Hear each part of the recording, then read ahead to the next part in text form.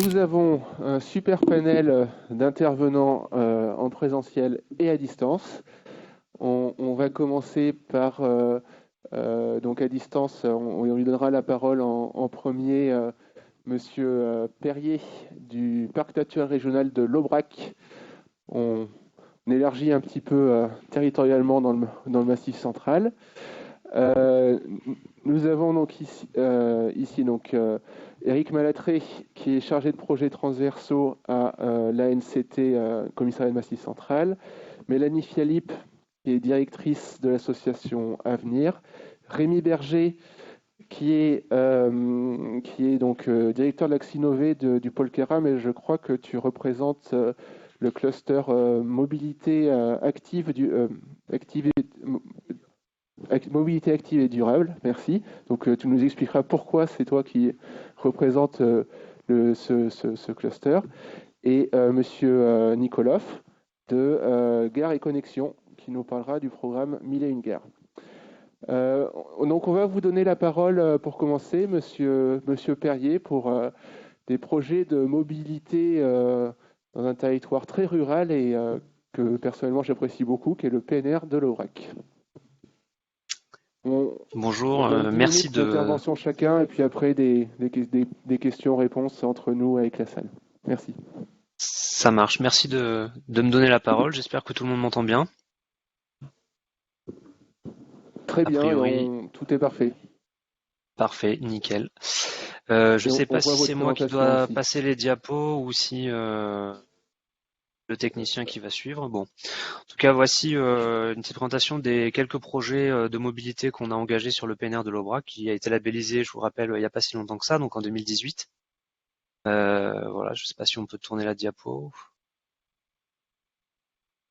Alors voilà, un petit focus sur le parc de l'Aubrac. Vous le savez, c'est vraiment au sud du territoire anciennement de l'Auvergne, hein. Donc on a la pointe cantalienne qui est sur le territoire du parc. Et donc voilà, la particularité de ce territoire de PNR, c'est que c'est un territoire qui est très fragmenté de manière administrative, puisque voilà, il est à cheval sur 3 départements et maintenant 2 régions, autrefois 3. Donc ça fait que ça faisait quand même autant de d'interlocuteurs pour l'élaboration de la charte, et dans le cadre des mobilités, autant d'interlocuteurs voilà, pour notamment pour les questions de transport. Et à cela, il faut ajouter quand même voilà 8 communautés de communes. Donc forcément, sur ce territoire de moyenne montagne, il y a des questions de déplacement qui sont assez compliquées, que ce soit sur le plateau en hiver principalement, mais aussi dans les vallées tout au long de l'année, hein, puisqu'on a des territoires un peu tortueux, notamment les gorges du Lot et de la Truyère. Enfin, le désenclavement du territoire est relativement partiel. On a l'est du territoire, la partie lozérienne, qui est beaucoup plus accessible que le reste, voilà, grâce à l'A75 et à la ligne SNCF.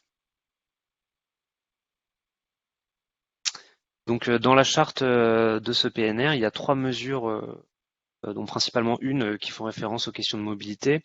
Donc la mesure 2 qui est inscrite dans l'axe transversal du parc, l'axe transversal qui est vraiment l'axe autour de questions de collaboration, de travailler ensemble et d'équilibre territorial, voilà, sur le périmètre.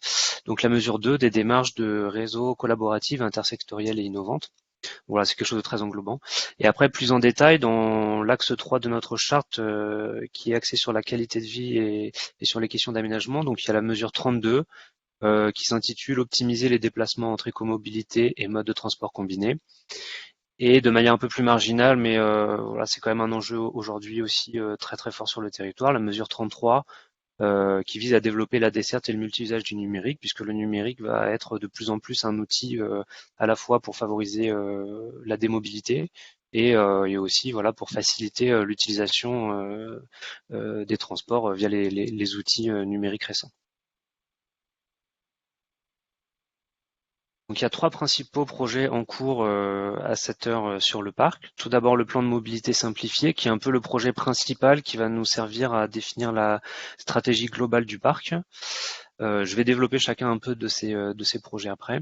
Ensuite, on a le programme Vélo-Brac, qui est composé des schémas directeurs vélo qui sont lancés en réponse à l'appel à projet vélo et territoire de l'ADEME, et qui est associé à un programme d'animation à destination des scolaires et des entreprises. Et enfin, il y a une expérimentation qui s'appelle Écosystème, qui est une initiative locale en fait. On a une commune, enfin une nouvelle commune, donc elle est assez grande, voilà, puisqu'il y a 8 communes qui se sont rassemblées pour la faire naître il y a de cela quelques années. Et donc voilà, cette initiative, on va le voir un peu plus tard, de covoiturage a été soutenue par le parc. Donc sur les plans de mobilité simplifiés, qui est en train d'être finalisé, hein, voilà, la stratégie globale du territoire en matière de mobilité. Voilà, tous les modes de transport ont été appréhendés et étudiés dans ce document. Ont été étudiées aussi les connexions entre les communes et les questions d'aménagement des espaces publics et de stationnement. Il a été réalisé forcément à partir d'un diagnostic et ont été établis des scénarios de développement ainsi qu'un plan d'action. Donc voilà, je vous ai mis un panel des thématiques qui ont été étudiées. Donc les TET, les LIO, donc qui sont les transports en car sur la partie Occitanie, bon, puisqu'on est principalement desservi par les cars de la région Occitanie. La question de la démobilité et les garages solitaires et l'autopartage covoiturage, les transports d'utilité sociale, le transport à la demande et notamment les vélos. Alors, on a mis uniquement le vélo, mais en fait, voilà les modes de déplacement doux. Donc, voilà un peu un exemple de ce qui est ressorti de ce PMS. Donc, on a un ensemble de fiches actions. Je peux pas pointer, je pense. Voilà, mais bon, pour vous expliquer rapidement ce qui est contenu dans ce plan d'action, on a vraiment l'écho avec la mesure, quelle mesure de la charte est concernée par cette action. Voilà, pour toujours avoir nous le lien entre pourquoi on fait ça et voilà, parce qu'on l'avait inscrit dans la charte à tel endroit, etc. Avec donc des constats, des objectifs. Donc là, par exemple, favoriser l'harmonisation du fonctionnement des services de transport à la demande. Donc les objectifs, hein, désenclaver le territoire, renforcer l'offre de TAD, répondre à des besoins ne pouvant être satisfaits par des lignes régulières. On a des résultats attendus. Donc voilà, l'utilisation, enfin le fait que ce service soit de plus en plus utilisé si possible, qu'il soit utilisé de manière combinée avec d'autres offres de mobilité, et enfin souvent des questions de communication. Donc on a un encadré action en dessous qui nous permet de viser voilà comment réussir à mettre en place cette action. Donc principalement ici de la communication, de l'accompagnement à l'utilisation du service. Et aussi, voilà, je le lis tout en bas, quelque chose qui est très important sur le territoire de l'Aubrac, travailler de concert entre les régions pour fixer les modalités de transport à la demande et viser une tarification unique.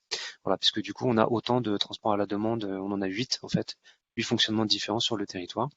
Et on a le petit panneau à droite, voilà, pour toutes nos fiches, qui nous rappelle quels sont les porteurs, quels sont les partenaires et les financeurs les financeurs possibles de cette action, et un petit indicateur de coût, de priorité et de méthode de suivi et d'évaluation de l'action. Donc voilà, il y a une trentaine de fiches comme ça.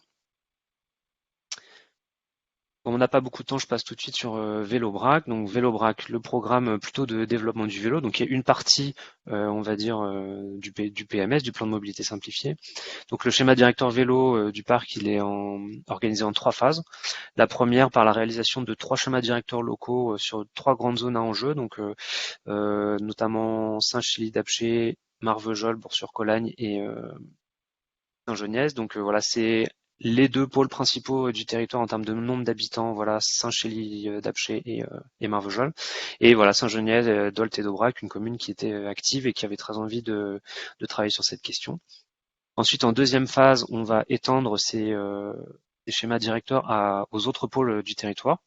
Donc on aura Mur de Barès, Entrailles, Argence en Aubrac, Laguiole, Saint-Côme, Saint-Côme-d'Olt, Lacanourgue et Chaudzeg et Père en Aubrac. Donc une fois que voilà, on aura ces 11 schémas qui seront faits, la troisième phase sera en se basant sur cela, de définir un schéma directeur à l'ensemble du parc, voilà, afin que puisse avoir une stratégie même sur les communes, on va dire, je vais pas dire les moins propices au développement du vélo, mais sur lesquels voilà, les enjeux vont être différents vis-à-vis des autres pôles un peu plus urbains, quoi. Le contenu de ces schémas directeurs, c'est bien sûr un diagnostic avec une cueillette d'informations et surtout des enquêtes auprès des habitants du territoire. Donc on a eu des ateliers de concertation, on a eu des relevés techniques et tout ça a permis au bureau d'études de réaliser nous faire des propositions d'orientation et hiérarchiser le réseau, donc on le verra un peu après. Tout ça pour arriver à un plan d'action découpé en fiches itinéraires que je vous propose de découvrir juste après. Voilà, par exemple, sur Marvejols, les propositions d'itinéraires prioritaires donc, qui sont ressorties du travail du bureau d'études et de la concertation. Donc, le bureau d'études, suite à l'étude d'épaule générateur de déplacement de la commune ainsi que des enquêtes, a établi voilà, quelles étaient les liaisons les plus intéressantes pour encourager la pratique du vélo. Et ça, je le précise, que ce soit d'un point de vue loisir, mais aussi d'un point de vue, enfin, non seulement d'un point de vue utilitaire, donc on va dire le domicile-travail, etc., mais aussi d'un point de vue loisir, hein. Les deux ont été ont intégrés en fait dans cette étude. Et donc sur cette carte, on a différents itinéraires. Et si on passe à la diapo suivante, vous verrez que pour chaque itinéraire, le bureau d'études nous a proposé une fiche qui permet d'étudier tronçon par tronçon quel aménagement est proposé. Donc voilà, on a des photos, la distance sur la section 1, une distance de 300 mètres, on propose une zone 30 pour montrer que c'est pas toujours des aménagements coûteux qui vont favoriser l'utilisation du vélo. Sur d'autres tronçons, on va prioriser de la bande cyclable, voire carrément de la voie verte si on est en site un peu plus naturel. Et donc, on a une espèce de tableau de bord, voilà, qui vont indiquer à la municipalité quelle sera la vocation de cet itinéraire, est-ce que ce sera utilitaire, est-ce que ce sera touristique, quels seront les équipements structurants qui vont être desservis par cet itinéraire, le coût estimé, etc. Donc à la fin, la commune se retrouve vraiment avec un petit cahier qui lui permet vraiment de mettre en place sa stratégie de développement du vélo, voilà, puisque en fait, elle voit vraiment la tronçon par tronçon où est-ce qu'elle peut agir, et comme tout est chiffré, alors c'est pas un chiffrage précis, mais c'est un estimatif, mais ça permet vraiment de voir pour la commune comment elle va s'organiser dans les années qui suivent voilà, pour tirer le meilleur parti du développement du vélo sur son territoire. Et voilà, ensuite donc la Vélobrac, il y a aussi un autre volet, c'est le volet animation, il n'y a pas uniquement les schémas de développement vélo. Donc en partenariat avec l'Agence lozérienne de mobilité, on a engagé des actions de sensibilisation et de découverte du vélo en milieu scolaire, et aussi on a organisé des petits déjeuners mobilité en entreprise. On cherche toujours à en organiser d'ailleurs, donc si vous avez une entreprise sur l'Aubrac et que vous souhaitez organiser ça, n'hésitez pas à me contacter. Donc voilà, les petits déjeuners mobilité, c'est une rencontre en fait. Voilà, l'ALM vient et on parle vélo pendant 1 heure autour d'un café le matin à l'entreprise.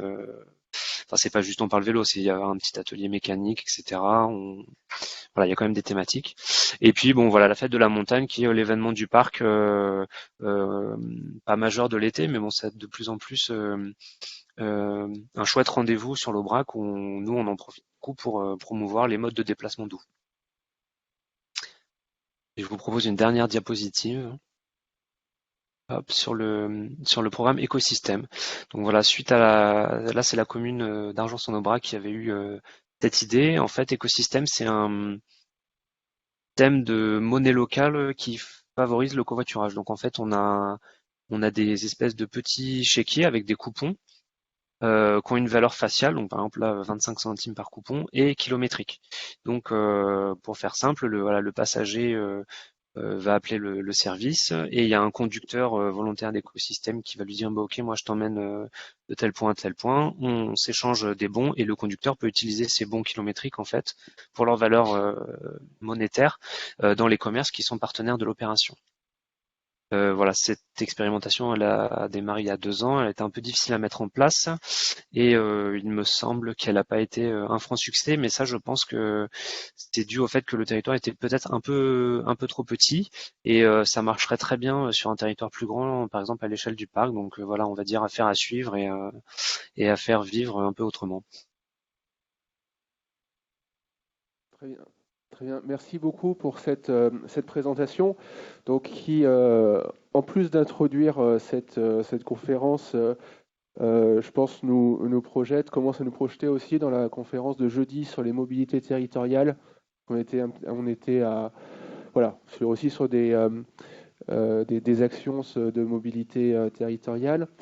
Euh, je vais tout de suite donner la parole, puisque là on a parlé beaucoup enfin pas mal en tout cas de vélo et de développement de cyclables, donc dans le PNR de l'Aubrac. Bon, c'est aussi quelque chose qui nous occupe beaucoup à Clermont-Ferrand et dans beaucoup de territoires. Et je crois, Rémi Berger, que c'est une activité qui a vraiment le vent en poupe et qui, notamment l'objet de ce cluster mobilité active et durable. Oui, tout à fait. Alors aujourd'hui, je représente le cluster mobilité active et durable. Je vais vous expliquer pourquoi le cluster est un partenaire depuis sa création. Donc ce cluster a été créé en 2020 je dirais, sous l'impulsion de la métropole du Grand Lyon et des acteurs du vélo de la métropole. Et aujourd'hui, il y a une volonté de faire en sorte que ce cluster sorte un petit peu de la métropole lyonnaise et se régionalise. Donc, comme on l'a dit, les missions de ce cluster, c'est de fédérer, animer la filière, de faire créer du réseau, du partenariat, monter des projets structurants collaboratifs et faire un petit peu de lobbying et de donner de la visibilité à la filière du vélo et des modes actifs. Pour ceux qui étaient là ce matin et pour lesquels j'ai déjà présenté Cara, vous voyez qu'il y a quand même une forte ressemblance, tout simplement parce que les gens qui ont créé ce cluster étaient pour certains des adhérents de Cara, mais ne trouvaient pas au sein de Cara une animation suffisamment spécifique à leur filière. Et donc on crée ce cluster qui aujourd'hui est en phase de fusion avec Cara, tout simplement, parce que aujourd'hui, je l'ai présenté ce matin, la filière mobilité active et durable est une filière à part entière que Cara anime, indépendamment de ce cluster-là, puisqu'on a au sein de Cara un certain nombre d'adhérents qui sont aussi actifs sur la filière des mobilités actives et durables, qui sont plutôt des industriels, des gros. On peut citer Michelin, on peut citer des Continental, des NTN SNR, des gens qui sont même Valeo, pour ceux qui ont pu voir le partenariat entre un acteur qui s'appelle Efiguir et Valeo. Donc voilà, il y avait une convergence et de toute façon, il fallait qu'on intègre le vélo dans sa vision systémique du transport et c'est en ça où Cara est absolument un réceptacle approprié à ce cluster et aussi pour lui donner une vision régionale et non pas que métropolitaine lyonnaise. Et c'est donc aujourd'hui, on est clairement pour présenter ce cluster parce que la volonté est bien sûr d'élargir les adhérents du cluster et donc de Cara sur cette thématique-là au niveau de la région Auvergne-Rhône-Alpes. Donc les missions, je les ai mentionnées. Aujourd'hui, il y a à peu près 95 adhérents. Alors ça a peut-être changé depuis que j'ai fait la site parce qu'il y en a tous les jours qui arrivent, qui sont répartis sur une chaîne de valeur qui vont de la fabrication des véhicules, sur les accessoires, sur la ressource industrielle, de la distribution du service, en passant par la formation, l'aménagement, on va dire, et l'urbanisme, et les utilisateurs et les expertises d'usage. Donc on retrouve au sein de cette roue de MAD aussi tous les acteurs, enfin toutes les thématiques que je présentais ce matin, le composant, les réseaux, la gestion, l'optimisation industrielle. Donc voilà, on voit la cohérence qu'il y a aujourd'hui à intégrer le cluster, mais cette dynamique des adhérents de MAD qui a été créée, ils ont au moins su fédérer en tout cas ces acteurs. Vous pourrez repérer, pour ceux qui connaissent toutes ces boîtes, et je pense qu'il n'y en a pas beaucoup ici dans la salle, ce sont quasiment que des TPE. J'ai en dessous de 5 salariés pour la plupart, donc avec une vraie difficulté à leur niveau qui est celle d'être tout petits acteurs, donc peu de temps disponible et surtout peu de visibilité et de poids économique dans cette filière, d'où la nécessité pour eux de se regrouper et de mutualiser. C'est ce qui fait l'œuvre d'un certain nombre de projets structurants pour cette filière-là, qui est très dynamique, très jeune, qui se mobilise beaucoup. Avec, je dirais, des projets très structurants pour eux. Un premier, et on est en plein dedans aujourd'hui en fin de Covid, c'est la relocalisation des composants. C'est aussi en phase avec la politique régionale que Laurent Wauquiez a mentionné, qui est de réindustrialiser et d'industrialiser dans la région. Donc l'idée, c'est vraiment travailler avec des fabricants de vélos, les industries de la région, pour sortir de la dépendance aux composants asiatiques. On a tous les savoir-faire et toutes les compétences en région pour faire du composant pour les vélos dans la région. Et donc, pourquoi pas mutualiser et agréger tous les petits TPE qui sont des constructeurs de vélos pour finalement donner du volume et être capable d'aller voir des industriels de la région et leur sortir un véritable business de composants pour le vélo en région. Donc ça, c'est le premier sujet. La deuxième qui est en lien, c'est la coopérative d'achat. Comme je l'ai dit, beaucoup de petits acteurs, beaucoup de petits donneurs d'ordre et qui finalement ont une petite taille sur les marchés d'achat et sur les plateformes d'achat. Et donc leur objectif aujourd'hui, c'est de créer cette coopérative d'achat de façon à mutualiser les composants, à faire du sourcing ensemble et à la fois baisser les coûts, gagner en compétitivité, tout en forcément en faisant le lien avec la relocalisation des composants et potentiellement produire en local. Un autre sujet très important, c'est la formation. Aujourd'hui, il y a très peu de formations, que ce soit continues ou initiales, qui sont adaptées au métier du cycle, que ce soit sur la conception, que ce soit sur la maintenance de ces sujets-là. Et donc, ils ont un besoin. Voilà, on sait qu'il y a Vélogique, par exemple, qui recherche systématiquement des techniciens pour réparer les vélos. Et donc, un vrai sujet, compétences et formation sur la mobilité active et durable. On a 3 autres projets sur la métropole de Lyon qui sont importants et qui sont en phase d'expérimentation, de déploiement et qui peuvent très bien être répliqués ou dupliqués dans d'autres territoires, et typiquement à Clermont.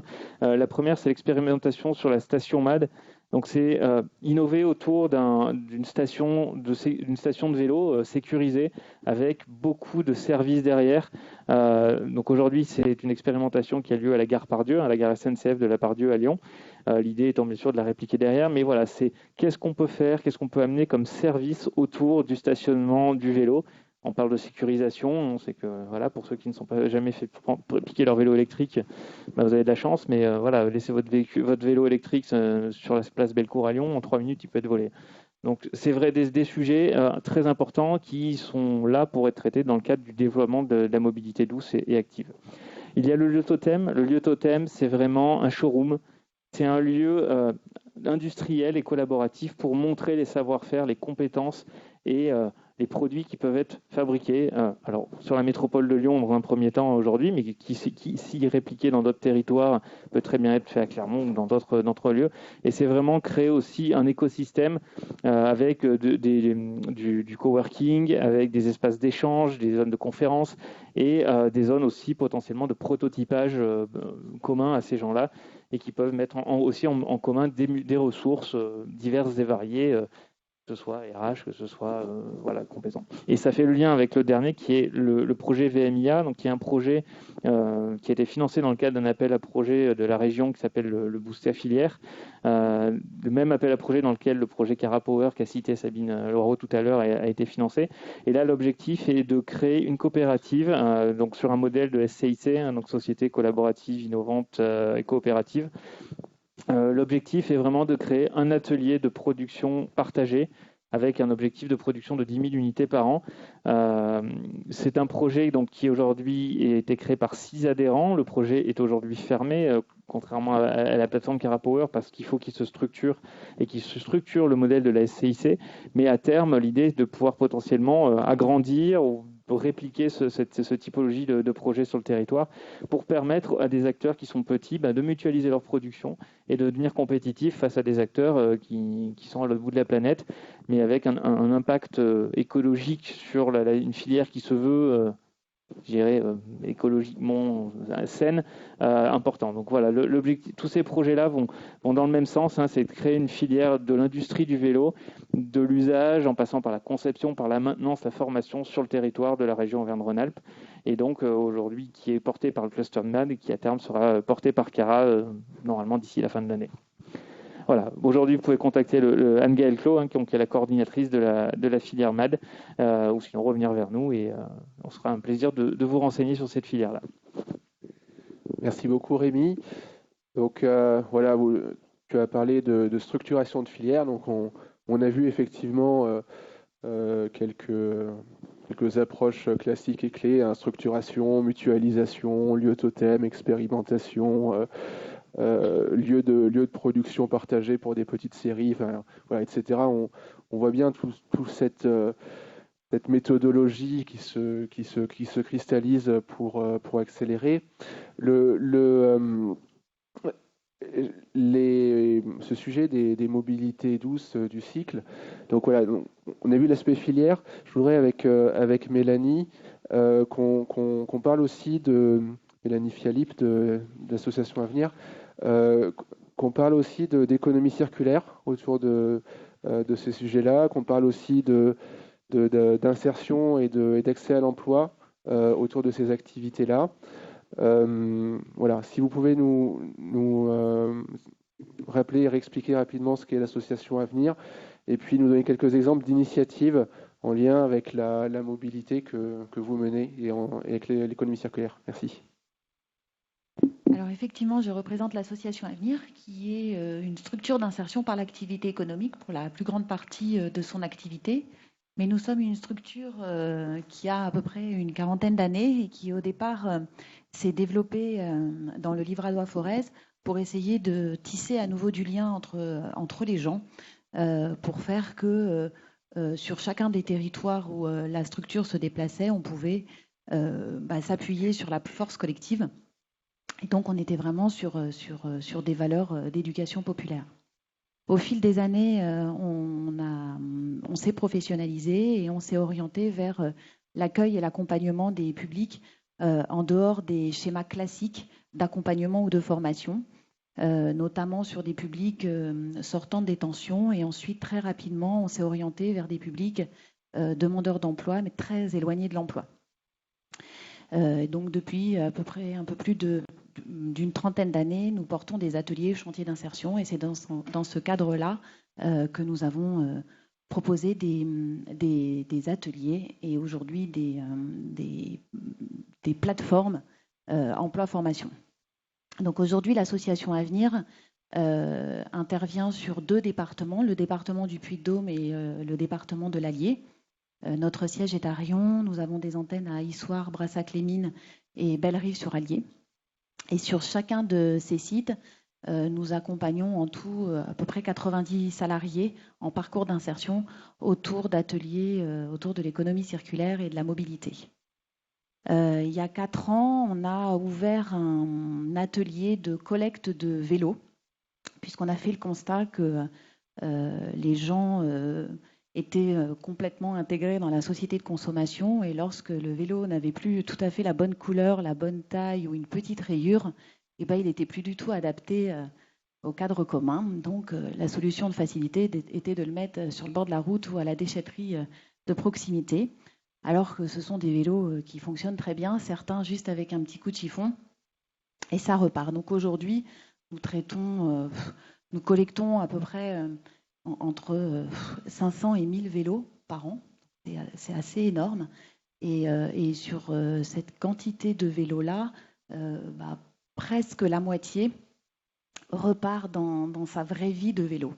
Donc nous, on a fait le choix de ne pas partir sur du vélo déco, design, mais de partir sur le vélo outil pour développer sa mobilité.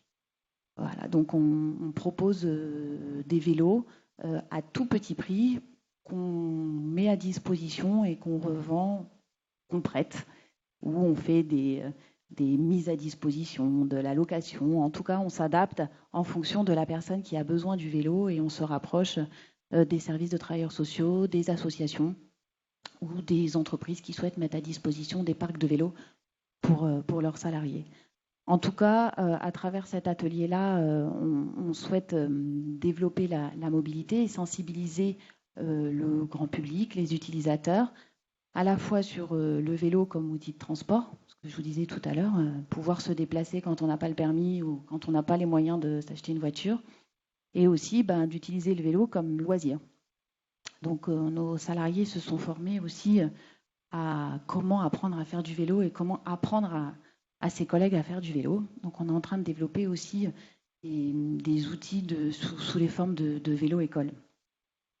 Nous avons aussi des ateliers d'autoréparation, donc ça résonnait là quand je vous écoutais parler tout à l'heure, des ateliers de réparation et d'autoréparation parce que en échangeant et en nous déplaçant sur nos territoires, on constate que les gens ont aussi envie de réparer leur vélo et de savoir un peu réparer parce que quand on part en balade ou quand surtout on va au travail et qu'il faut arriver à l'heure et qu'on crève ou qu'on décroche sa chaîne ou qu'on casse sa chaîne, c'est quand même pratique d'avoir sa petite trousse à outils et pouvoir être autonome dans la réparation. Donc aujourd'hui, nous avons un peu plus d'une dizaine de salariés qui se forment, parce que ça c'est aussi les fondamentaux de notre structure, c'est de salarier et d'accompagner des personnes sur la définition de leur projet professionnel. Donc ils sont sur nos ateliers de réparation de vélos, avec des équipes qui collectent, des équipes qui réparent, et qui développent des ateliers d'autoréparation. Donc on les forme, puisque nous sommes aussi organisme de formation. Donc on leur propose un certificat de qualification professionnelle salarié polyvalent, avec comme support d'activité sur ce lieu-là la réparation de vélos. On commence un peu à être reconnu, puisqu'on a des salariés qui s'étaient engagés dans des formations avant d'arriver chez nous sur des formations de techniciens cycle et qui ont pu valider leur diplôme en illustrant et en montrant que sur des ateliers d'autoréparation et de réparation de vélos d'occasion, on pouvait acquérir les bonnes compétences et des compétences transférables dans les métiers classiques. Donc du coup, voilà, on est en train de voir comment on peut développer des partenariats. C'est pour ça que je trouvais ça plutôt intéressant de faire le lien aussi avec ces plateformes de partage ou ces plateformes de formation. Le vélo, donc voilà, donc ça c'est notre partie vélo classique. On constate que ça se développe énormément en milieu urbain. Par contre, en milieu rural, ça reste très très compliqué parce que quand on est très éloigné des transports en commun ou qu'on est en zone montagneuse ou semi-montagneuse, parce que dans notre coin, on est un peu en zone rurale ou semi-montagneuse, ça nécessite aussi d'avoir un peu une bonne condition physique et que c'est quand même assez difficile. Donc on sensibilise, nous, l'ensemble de nos salariés à la pratique du vélo. Donc on essaye, avant d'aller aussi vers l'extérieur, de se dire, on va d'abord déjà tester en interne chez nous, voir comment nos collègues et nos collaborateurs se pratiquent et voient leur propre mobilité, quel que soit leur lieu d'habitation. Et on essaye de développer aussi la réduction des déplacements en voiture. C'est pas gagné, même dans une structure qui défend des valeurs et qui défend aussi des notions de mobilité douce, c'est pas facile parce que c'est quand même super confortable de monter dans sa voiture et de partir même pas très loin avec son véhicule. Donc voilà pour la partie vélo. Et par contre, une fois qu'on avait réparé les vélos et qu'on avait quelques vélos qui avaient été abîmés, on s'est retrouvé confronté à le vélo sous forme de déchets. Et donc ça aussi, c'est quelque chose qui est difficilement concevable chez nous. Donc, dans le cadre de nos différents ateliers d'éco-conception, puisque sur nos autres thématiques, on collecte et on réemploie tout matériau pour lesquels, ce qu'on appelait déchets il y a quelque temps, tous ces déchets pour lesquels on peut donner une seconde vie. Donc du bois, du bois de palette, du papier, du carton, de la ferraille, enfin bref, tout ce qu'on peut traiter et recycler. Donc du coup, nous avons associé ça dans nos ateliers d'éco-conception et vous pouvez retrouver maintenant des morceaux de vélo en table basse ou en mobilier dans de déco ou sur des salons dans le cadre de l'événementiel. Donc voilà, on essaye vraiment de faire en sorte que plus un tout petit bout de matériel de vélo se retrouve à nouveau dans les déchetteries. Donc voilà, ce que nous faisons chez nous dans notre association, c'est vraiment ça. C'est notre et utiliser des supports de réemploi, de mobilité comme vecteur d'insertion et de lien social. Ça faisait écho aussi tout à l'heure, et je pense que sur les intervenants suivants, ça fera écho aussi.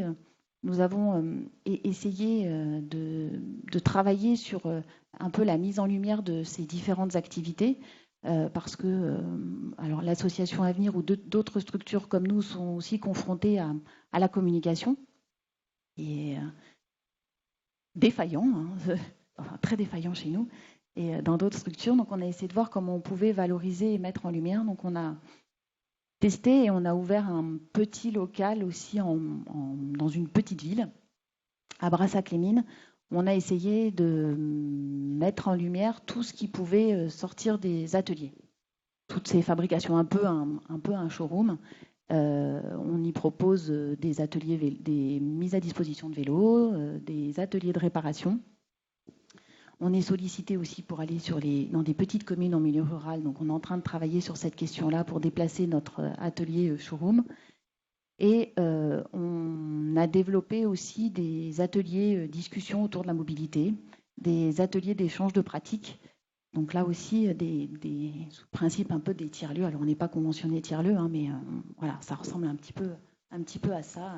Comment se confronter, travailler un peu sur nos mobilités. Donc voilà. Merci beaucoup de ces exemples de projets et de coûts extrêmement complémentaires. Alors les mobilités territoriales et le sujet du développement économique et territorial, c'est aussi le sujet des gares et des connexions, mais notamment des gares. Alors c'est un sujet qu'on va pas mal aborder dans la semaine, notamment jeudi là, avec une table ronde conférence sur les multimodalités du quotidien et la place du ferroviaire dans les multimodalités du quotidien, pour vous donner juste cet exemple. Mais aujourd'hui, on a souhaité demander à Gares et Connexions de nous présenter leur programme 1001 gares, voilà, comme outil pour créer de la vitalité, de l'attractivité, de la vie, du lien social sur les territoires. Voilà, je vous laisse la parole, Monsieur Nikolov. Ouais, bonjour à tous. Donc, Michael Nikolov, SNCF Gares et Connexions, donc au montage et émergence des projets. Du coup, ce qui est assez rigolo, c'est qu'on aurait pu peut-être plus discuter sur Brassac-les-Mines, puisqu'on avait des locaux et une gare qui était disponible et un projet qui est en cours. Alors, j'ai un petit peu triché sur ma temps de présentation. J'ai fait appel à la vidéo, donc tout de suite, on va juste lancer pour se mettre un peu tous au point sur ce qu'est Gares et Connexions depuis la dernière réforme du ferroviaire de 2020 et quelles sont nos missions au quotidien. Le petit film dure 2 minutes et demie, 3 minutes, mais ça permet de repartir sur des bonnes bases et sur l'organisation SNCF avant qu'on se mette à parler fiches horaires ou matériel. Ça ne sera pas le cadre de notre intervention. Depuis le 1er janvier 2020, SNCF Gares et Connexions a évolué. Pour mieux comprendre ces changements, faisons un tour d'horizon des missions de SNCF Gares et Connexions. Notre rôle est de gérer plus de 3000 gares françaises au service de toutes les solutions de transport, des collectivités et des voyageurs. Améliorer l'expérience en gare, imaginer de nouveaux services, moderniser le patrimoine sont nos engagements quotidiens auprès de nos 10 millions de visiteurs. Notre ambition est de faire de la gare un atout pour les territoires avec des villes plus modernes, plus connectées, plus accessibles et plus agréables pour ceux qui y vivent, y travaillent et s'y déplacent. Nous sommes des moteurs de l'intermodalité en accueillant les nouveaux usages des voyageurs et réaménageons à cet effet les parvis et abords de gare en lien avec les collectivités. Nous participons au développement des territoires en faisant vivre des quartiers entiers, en créant de nouvelles opportunités pour ceux qui y vivent et y travaillent. Au 1er janvier 2020, SNCF a amorcé une transformation pour accompagner l'ouverture du marché voyageur, la transition écologique et l'entretien du patrimoine. Nous nous inscrivons dans la démarche initiée par SNCF en contribuant activement à la transformation des gares. Nous sommes une société anonyme autonome d'un point de vue financier, organisationnel et décisionnel. Une filiale à 100% SNCF Réseau.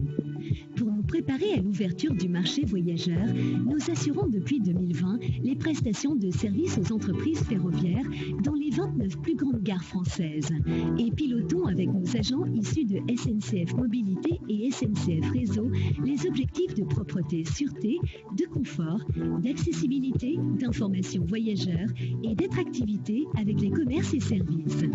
Nous sommes également responsables de l'ensemble de la gare, abris de quais, souterrains, grandes halles. Tous les collaborateurs travaillant à la maintenance des gares et au projet d'accessibilité sont désormais réunis au sein de SNCF Gares et Connexions. Enfin, nous avons mis en place une nouvelle organisation qui repose sur des entités à taille humaine et une ligne hiérarchique courte, les directions territoriales gares, qui déclinent les politiques de service, d'exploitation et de maintenance, ainsi que les projets de développement des gares. À travers cette nouvelle organisation, notre vocation est d'être une entreprise humaine, en croissance, dont le but est de garantir une qualité de service irréprochable à nos 10 millions de visiteurs.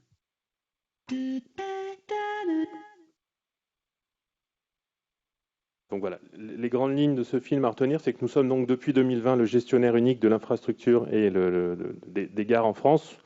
On a enfin fait fi d'un double partage du périmètre avec, que certains peut-être pourront se souvenir, donc Réseau Ferré de France ou ensuite SNCF Réseau. Voilà, aujourd'hui on a l'ensemble du terrain de jeu des gares depuis 2020.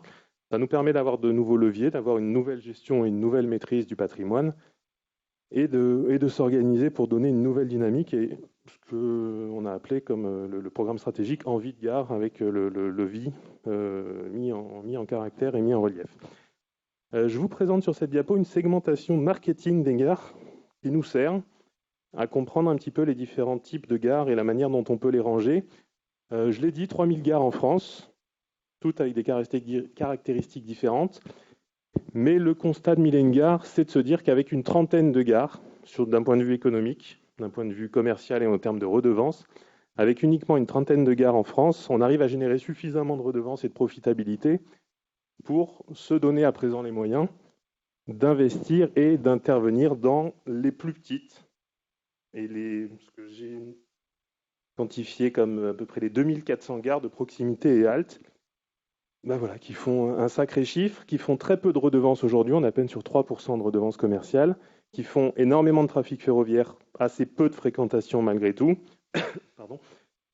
Notamment quand on met face à face les gares transiliennes où on a peu de redevances parce qu'on est sur du passage et des voyageurs qui sont assez pendulaires et qui finalement sont assez peu enclins à faire des achats, mais qui représentent par contre moitié de trafic et moitié de fréquentation. Donc les grandes gares, c'est les hubs, c'est les grandes gares LGV, une 80% des redevances, assez peu de trafic, un tiers des fréquentations. L'idée de Mille Gares, c'est l'ADN de Mille Gares, c'est donc un appel à projet national, un appel à idées. Quiconque a une bonne idée est prié de nous la faire remonter. Puis nous, c'était le moment d'identifier les mètres carrés qui étaient vacants, sachant que pour nous, un mètre carré vacant, c'est une charge, c'est une perte d'opportunité. Alors, on ne cherche pas à valoriser de la même manière nos mètres carrés dans les 30-40 plus grandes gares françaises par rapport aux autres, mais c'est bien l'idée d'en faire quelque chose et au moins de tenter d'y implanter des activités culturelles, économiques, des choses qui peuvent favoriser et créer du lien avec les territoires. Les fondamentaux, une nécessaire et une nécessité de faire une mise en concurrence. La loi Sapin s'applique à nous, donc on a une transparence en termes de publicité et de sélection. Une enveloppe dédiée à chaque projet, puisque à chaque fois qu'on propose des mètres carrés, donc il faut assurer certains travaux de mise aux normes et de création ou de séparation fonctionnelle des locaux. Voilà, une enveloppe qui est fléchée à 200 000 € par projet, qui nous permet bien souvent de lancer et d'amorcer la pompe. C'était bien notre souci depuis quelques années, c'était d'avoir des prospects qui s'intéressaient à nous, à nos mètres carrés, mais de ne pas avoir les moyens financiers de se lancer dans les projets. Donc on y arrive, et d'avoir une équipe donc pluridisciplinaire qui permet d'accompagner le projet de A à Z. Les projets s'installent, voilà, une typologie de gare plutôt tournée vers les communes rurales et les petites villes, avec des flux plutôt pendulaires ou des choses qui fonctionnent en extérieur. C'était pas ma diapo préférée, pardon. Des différents critères de sélection qui ne sont pas uniquement un critère économique, on l'a dit, 30 gares permettent de faire du chiffre et de la redevance. L'ensemble des 2970 autres gares, on n'est pas tourné dans cette même idée, on est sur une notion de service et de positionnement fin sur le territoire. Donc 20% sur la qualité, la solidité, je vous laisse regarder les critères, mais le critère économique n'est pas le premier, très clairement, puisqu'on a une grande souplesse vis-à-vis des prospects sur la durée de la convention proposée, sur le montant des redevances. C'est eux qui nous font les propositions et on s'adapte.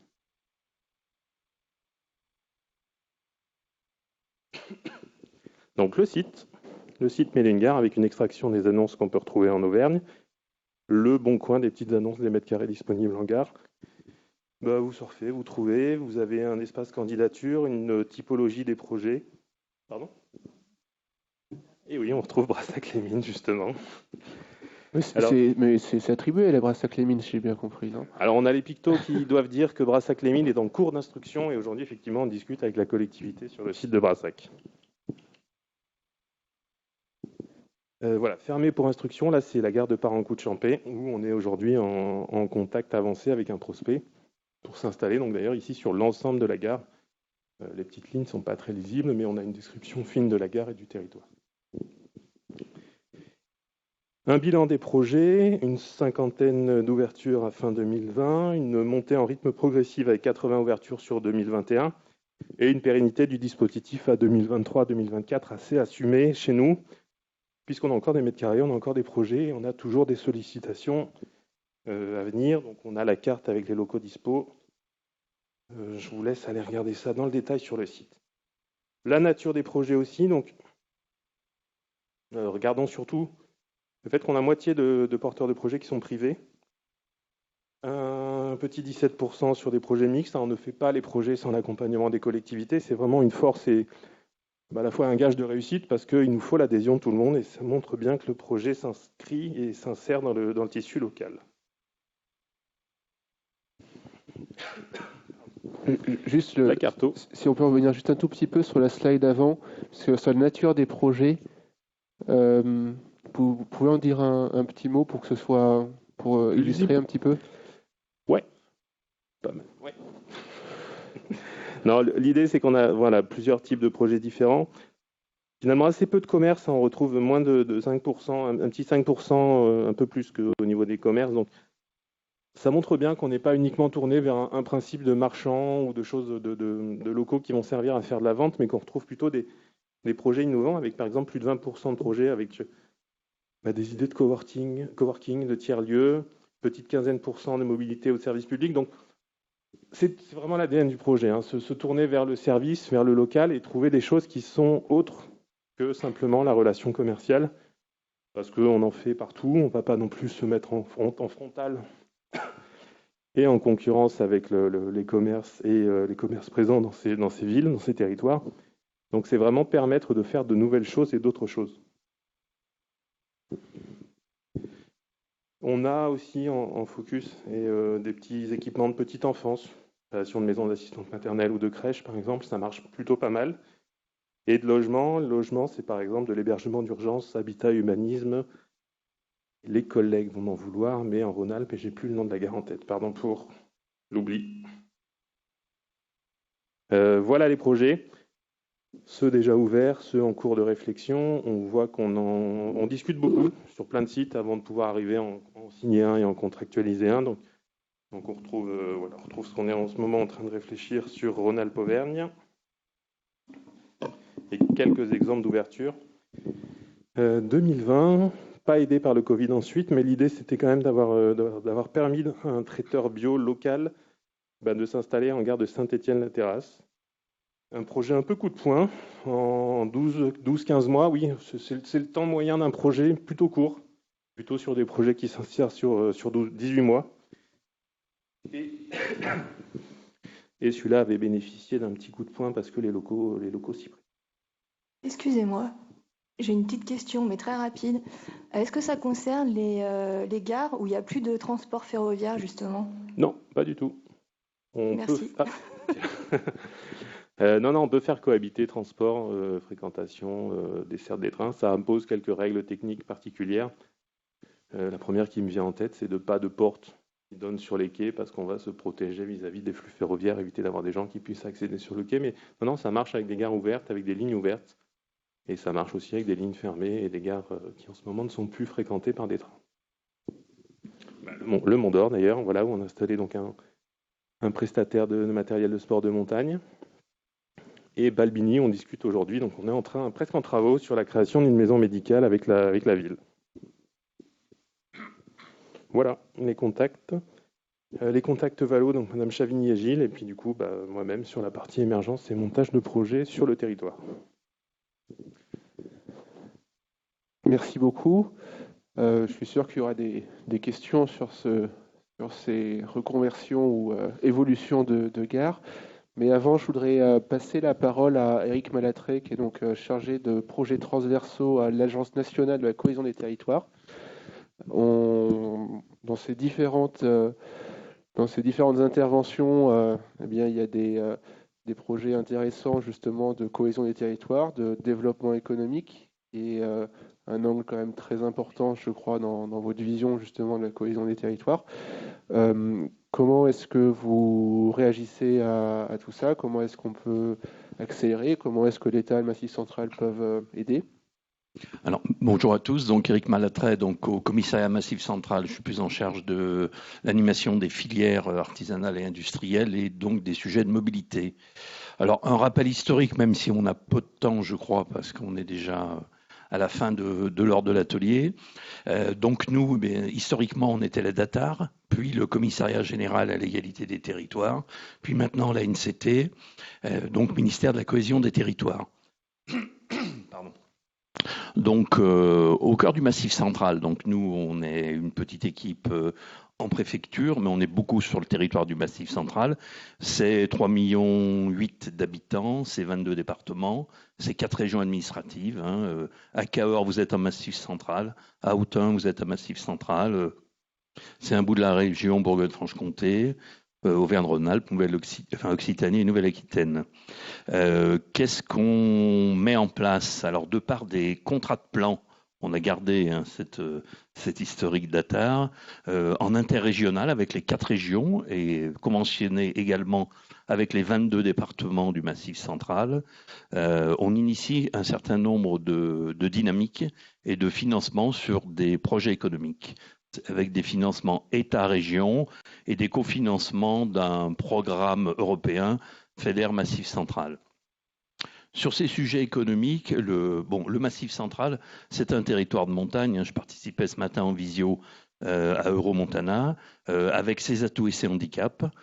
Bien entendu, sur les sujets de mobilité, puisque c'est ce qui nous occupe cet après-midi, il y a l'accessibilité, il y a la sécurité, il y a bien entendu les services, l'accès aux différents services, mais aussi l'accès à l'éducation, les temps d'accès, les temps d'intervention, mais des vrais atouts concernant le tourisme, la qualité de vie, l'enracinement des habitants, des gens qui veulent vivre au cœur de leur territoire et une jeunesse qui, il y a quelques années, partait plutôt de ces territoires, elle est plutôt au cœur des territoires et dans des projets économiques. Intéressant, agricole, forestier, mais pas que, à développer des start-up, à être dans des dynamiques de tiers-lieux. Sur les sujets de mobilité, dans ce fameux contrat de plan, on est à la 3e génération. Là, il est finalisé en termes de schéma pour 2021-2026. Il est en signature auprès des régions avant la fin de l'année 2021 et il sera en place à partir donc de 2022 et il se poursuivra jusqu'en 2027. On a 3 axes. On a un axe puisque le commissariat, c'est le commissariat à l'aménagement, à la protection et au développement du Massif Central. Donc on a un axe sur chacun de ces items. Et concernant des mesures phares, avec des moyens financiers supplémentaires, on a une mesure phare sur la mobilité, sur les territoires peu denses et les enjeux de la mobilité en milieu rural. On a également une mesure phare sur le tourisme durable et sur les enjeux de stockage carbone. Alors, dans la dynamique Orbimob qui nous intéresse particulièrement, et Patrick Oliva serait là, il insisterait à nouveau, le territoire du Massif Central, c'est un véritable territoire avec des ressources naturelles exceptionnelles autour de la biomasse et des ressources agricoles. C'est un vrai puits de carbone et effectivement, tous ces services pourraient être mis en place et ramener un certain nombre de moyens pour les entreprises et les habitants de ces territoires.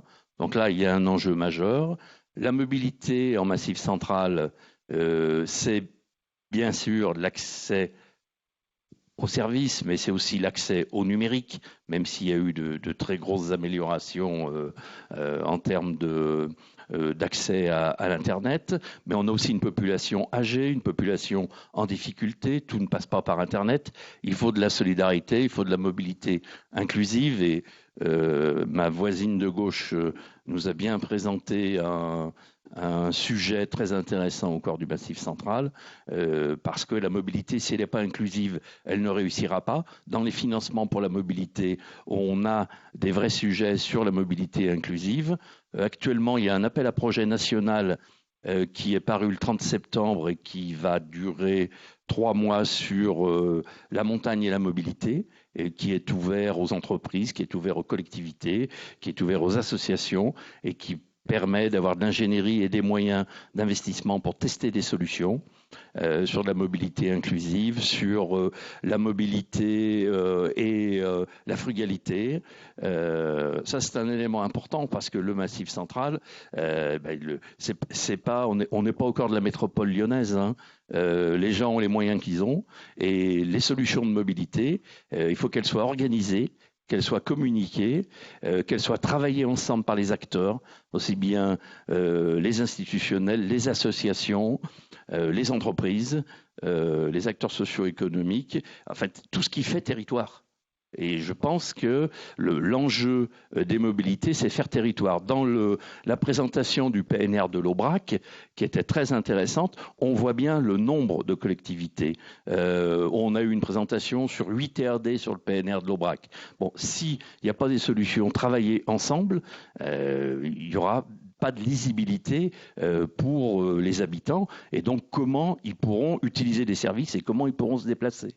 Alors, autre élément, Patrick Oliva dans Romotana tout à l'heure, dans la visio sur la mobilité insistait, et surtout au Massif central, on n'est pas, même si bien sûr il y a un enjeu de gaz à effet de serre et il y a un enjeu global, on n'est pas sur une chasse à la voiture individuelle. La voiture individuelle, c'est 80% de toute façon des pratiques en Massif central. Par contre, une voiture individuelle repensée, beaucoup moins chère, plus de mise à disposition, l'autopartage, les collectivités qui peuvent le soir laisser, il y a quelques expérimentations réussies, leurs véhicules au plus près des parkings, des gares ou de centre-ville à disposition des habitants. Également, on a la possibilité de mettre en place un certain nombre de services avec les entreprises. Et puis, on le voit de plus en plus à partir des villes moyennes, puisque le Massif central, c'est beaucoup de villes moyennes, une dynamique et ce lien urbain-rural qui permet d'envisager des solutions de mobilité.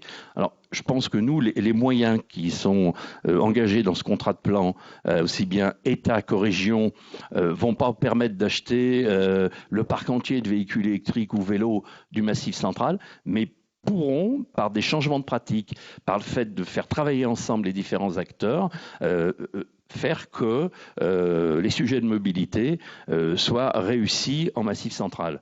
On le voit bien, on accompagne beaucoup financièrement, mais même en animation.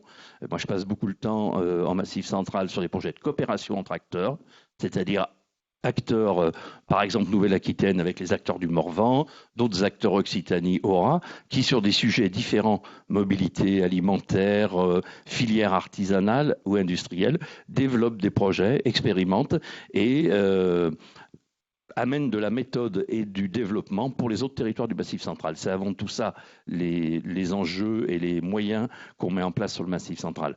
Alors, ces projets, c'est avant tout du développement économique, bien entendu, puisque l'emploi, pour avoir un Massif central attractif, il faut de l'emploi, il faut des gens qui travaillent, il faut bien entendu avoir aussi toute une politique sur le tourisme, et on développe actuellement dans ce contrat de plan le tourisme durable. Certains sites sont très très fréquentés, on l'a vu ces 2 dernières années, au Massif central, et donc il faut absolument aménager en termes de mobilité les accès, pas au plus près justement, mais organiser des navettes. Il ne faut pas l'asphyxie sur les massifs ou le concours des camping-cars et des caravanes. Hein, c'était assez impressionnant cette année. Et donc tout s'organise et se construit. On a l'avantage d'avoir au sein du commissariat de Massif central, un comité de massif. Hein. Il y a des comités de massif dans les Pyrénées, dans les Alpes, Jura, Vosges, pour la Corse aussi. Et ce sont, outre des élus, des représentants des socio-professionnels, des représentants des filières. Le comité de massif est actif et représente aussi d'une manière équilibrée les territoires du Massif central. Et sur les sujets majeurs et prégnants du Massif central, on a une politique ambitieuse de développement, de protection et d'aménagement du territoire. Voilà rapidement décrit. Je vois que le temps passe, mais je suis prêt à répondre à toute question sur le sujet. Merci Eric. Donc juste pour souligner du coup qu'il y aura dans les prochains mois, il y aura des appels à projets du Massif central sur des innovations, sur du développement économique, sur de l'insertion dans le champ des mobilités. C'est quelque chose qu'il faut qu'on... Voilà. Alors on a...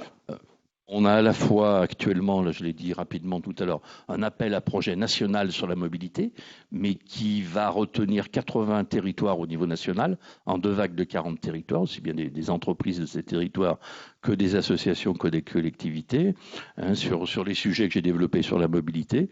Et au niveau Massif Central, dans ce nouveau contrat de plan qui va fonctionner à partir de 2022, il y aura un appel à projet spécifique sur comment faire mobilité, réussir la mobilité.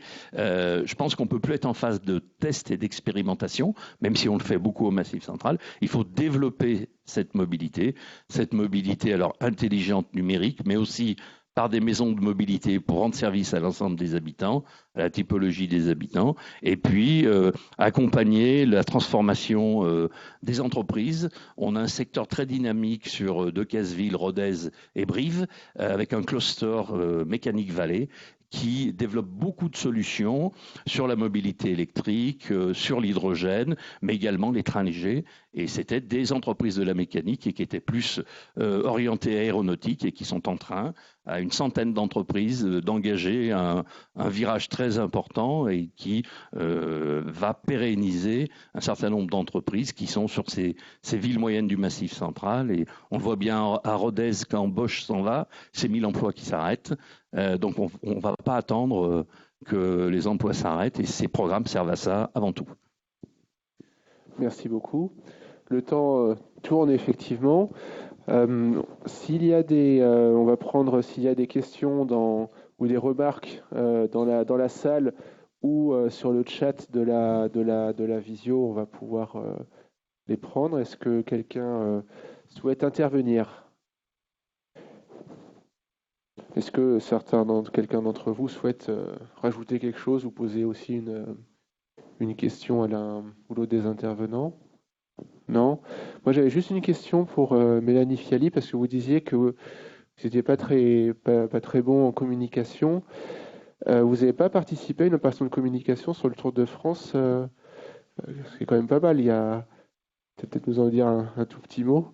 Oui, effectivement, on travaille en collaboration avec l'Aglorion Limagné Volcan, qui a accueilli une étape du Tour de France l'année dernière.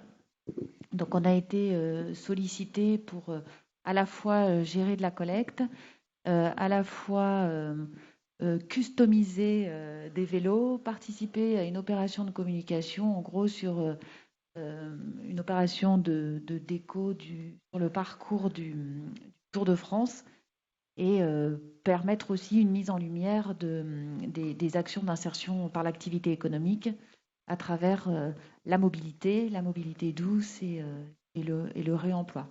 Donc effectivement, quand on est sollicité comme ça par le réseau du Tour de France et une collectivité qui nous soutient, c'est des focus qui sont intéressantes. Et le retour sur investissement de cette opération de communication, ça a été une augmentation des collectes et une augmentation de communes qui ont fait appel à nos services pour mettre à disposition des vélos sur leur territoire, ou alors nous mettre en relation avec des équipes pédagogiques dans les écoles pour travailler aussi sur la mobilité des enfants.